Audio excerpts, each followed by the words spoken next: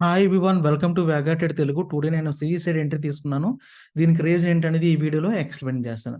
Okay guys, first of all నేను entry point ఎక్కడ ఉందంటే బ్యాంక్ నిఫ్టీ 45,623 నెంబర్ బ్రేక్‌ఔట్ అవ్వగానే నేను సిఈ సైడ్ అయితే ఎంట్రీ తీసుకున్నాను. ఇక్కడ ఎంట్రీ తీసుకున్నాను అండ్ స్టాప్ లాస్ ఈ క్యాండిల్‌లో.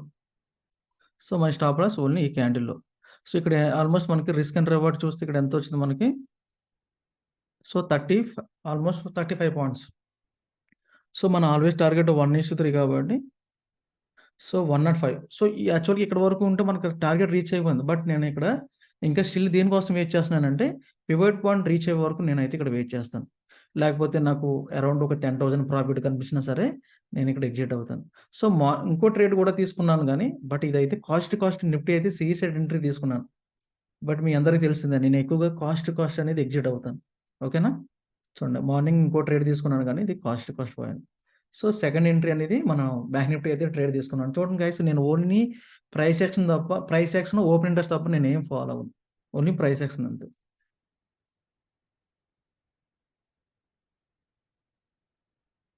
ఓకే. అండ్ చూడండి, ఇక్కడే ఎందుకంటే మన ఫేవరెట్ ప్యాటర్న్ ఇది కాబట్టి చెప్పాను కదా మీకు ఆల్రెడీ.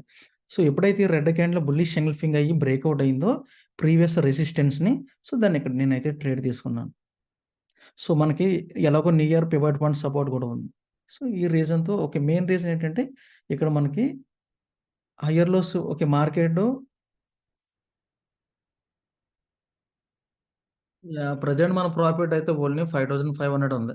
సో, ఇప్పుడు నేను స్టాప్ లాస్ మళ్ళీ అగైన్ నేను స్టాప్ లాస్ ఓన్లీ నా కాస్టే పెడతాను మళ్ళీ అగైన్. సో, ఇవన్నీ మీకు దేనికి చూపిస్తున్నామంటే మనం తక్కువ అమౌంట్‌తో కూడా ఎక్కువ అమౌంట్ ఎర్న్ చేసుకోవచ్చు. తక్కువ క్యాపిటల్ ఫర్ ఎగ్జాంపుల్ మనకి ఎంతయింది క్యాపిటలు? సో, ఆల్మోస్ట్ ఈ ట్రేడ్‌కి నేను ఓకే. 2000 ఓకే. అరౌండ్ నేను ఒక 10,000 కాదు. ఒక 15,000 దాకా నేను క్యాపిటల్ అయితే యూజ్ చేశాను bank Nifty ట్రేడ్‌కి.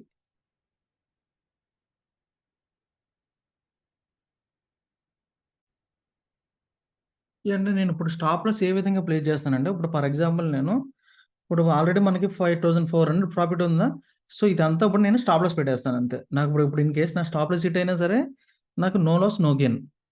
So, in case గాని మార్కెట్ నేను ఎంట్రీ ఇచ్చిన తర్వాత చూడండి, నేను ఎంట్రీ ఇచ్చిన తర్వాత మార్కెట్ గాని డౌన్ గాని అవుతే, సో, నేను ఇప్పుడు స్టాప్ లాస్ ప్లేస్ చేస్తాను. బట్ వన్స్ నాకు ప్రాఫిట్ వచ్చి మార్కెట్ డౌన్ అయ్యేటప్పుడు నేను ఎక్కడైతే ఎంట్రీ ఇచ్చానో అక్కడే నేను స్టాప్ లాస్ అనేది ప్లేస్ చేస్తాను. ఓకే. ఎందుకంటే ఈ మార్కెట్ ఇప్పుడు ఇక్కడి నుంచి ఇక్కడికొచ్చేసిందంటే, ఆల్‌మోస్ట్ ఇక్కడికొచ్చిందంటే, ఇంగా ఆటోమేటిక్‌గా మన స్టాప్ లాస్ కూడా హిట్ అయిపోద్దని ఎక్కువగా బిలీవ్ చేస్తాను. సో, ఈ రీజన్‌తో నేను ఎక్కువగా కాస్ట్ అనేది ఎక్కువగా చేస్తాను స్టాప్ లాస్ అనేది. ఓకే. అండ్ అలాగే చూడండి గైస్, మీరు కూడా ఈ విధంగా ట్రేడ్ చేయాలంటే ఓన్లీ ఇదంతా ప్రైస్ యాక్షన్‌తో పాటు మన ఫేవరెట్ ప్యాటర్న్స్ ఏవైతే ఉన్నాయో, అయి మాత్రమే ఈ విధంగా యూజ్ చే ఈ ఈ విధంగా ట్రేడ్ చేయడానికి యూజ్ అవుతాయి. సో, ఇక్కడ ఏంటి మార్కెట్ ప్రీవియస్ రెసిస్టెన్స్ బ్రేక్‌ఔట్ అవ్వగానే నేను ఎంట్రీ తీసుకున్నాను. బిఫోర్ మనకి ఏం పాయింట్ వచ్చిందిక్కడ? స్ట్రాంగ్ బుల్లిష్ ఎంగల్ఫింగ్ అయింది. సో, ఎప్పుడైతే బుల్లిష్ ఎంగల్ఫింగ్ అవ్వి ఈ ఐ బ్రేక్‌ఔట్ అవ్వగానే ఇక్కడ నేనైతే ఎంట్రీ తీసుకున్నాను. ఓకే. ఇవన్నీ ఎప్పుడు తెలుస్తాయంటే మనకి ఓన్లీ ప్రైస్ యాక్షన్‌లోనే తెలుస్తాయి.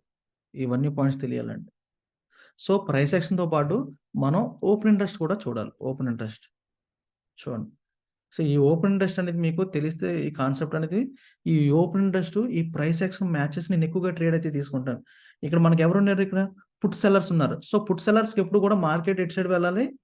అప్ సైడ్‌కి వెళ్ళాలి. అలాగే కాల్ సెల్లర్స్ మార్కెట్ ఎప్పుడు కూడా డౌన్ ట్రెండ్‌కి వెళ్ళాలి. సో, ఇక్కడ హైయెస్ట్ ఎవరున్నారు ఇక్కడ? ఇక్కడ మనకి పుట్ సెల్లర్స్ ఉన్నారు. ఓకే. పుట్ సెల్లర్స్‌కి ఏం కావాలి? మార్కెట్ అప్ ట్రెండ్ వెళ్ళాలి. సేమ్ మన ప్రైస్ యాక్షన్‌లో కూడా అప్ ట్రెండ్ చూపించింది కాబట్టి నేను ఇమ్మీడియేట్‌గా అయితే ట్రేడ్ అయితే తీసుకున్నాను. సో, నేను ఎవ్రీ డే నేను ఈ 2 కూడా ఓపెన్ ఇంట్రెస్ట్ మన ప్రైస్ యాక్షన్ చూసే నేను ట్రేడ్ అయితే తీసుకుంటాను.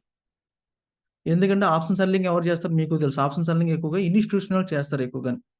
సో, ఇది ఓన్లీ ఆప్షన్ సెల్లింగే కాదు, బయింగ్ డేటా కూడా ఉంటుంది. ఇందులో selling data and buying data కూడా ఉంటది. బట్ ఇందులో మనం బయింగ్ డేటా ఉన్నా సరే, ఇదంతా మనం సెల్లింగ్ డేటా కిందే కన్సిడర్ చేయాలి.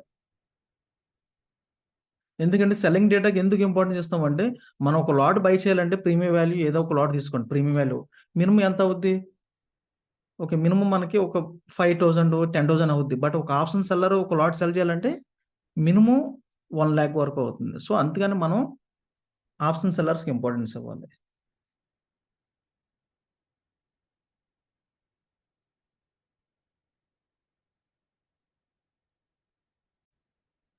ఓకే. ప్రెజెంట్ అయితే మన ప్రాఫిట్ 7,300 ఉంది.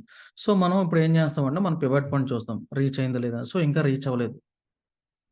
అండ్ నెక్స్ట్ నేనేం చూస్తానంటే next one more point pivot పాయింట్‌తో పాటు సో, ప్రీమియం చార్ట్ కూడా నేను చూసుకుంటాను. ప్రీమియం చార్ట్ కూడా.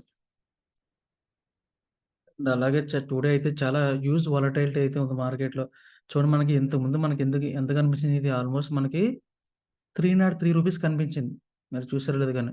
ప్రెజెంట్ ఎంతుంది మనది? 265 ఉంది. ఓకే. సో, నాకు ఇక్కడ చూడండి మనకి యాక్చువల్‌గా 1:3, 1:4 అయితే వచ్చింది.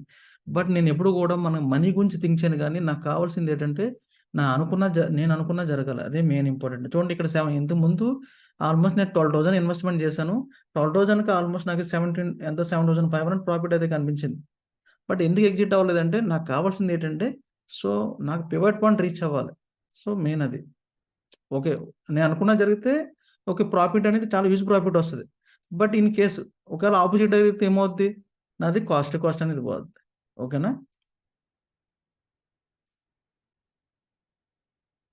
Okay guys.